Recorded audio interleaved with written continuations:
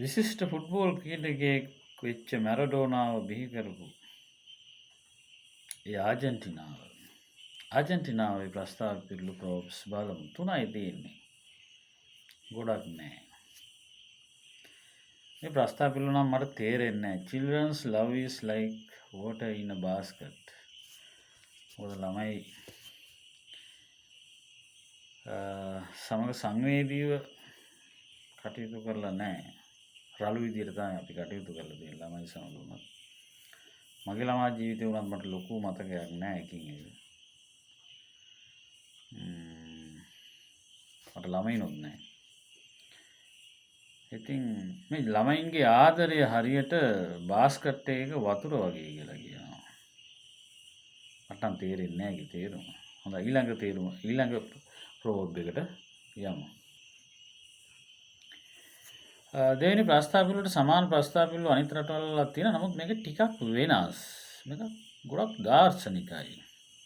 හිතන්න ගොඩාක් දේවල් මේකේ තියෙනවා. බුරණ බල්ලෝ හපානුකයි කියලා ලංකාවේ තියෙන.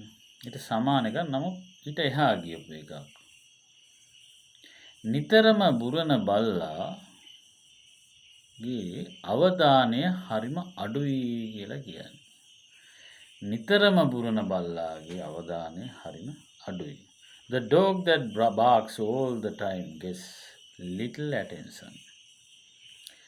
තුන්වෙනි ප්‍රස්තාව පිළිවෙලට අපි යමු. අන්තිම ප්‍රස්තාව පිළිවෙල ආජන්ටිනාවේ. ඒක අතිශයින්ම දාර්ශනිකයි. ආජන්ටිනාවේ තියෙන දරිද්‍රතාවය, සැඟවුණු දරිද්‍රතාවය, දුප්පත්කම කතා කරන ප්‍රස්තාව පිළිවෙලක්. ඔබ සතුව පිදුරු ගහක් තියෙනවා නම් ඒ ගින්නෙන් ඈත් කරලා තියාගන්න කියලා. පිදුරු ගහක් කවුද තියාගන්නේ නේ?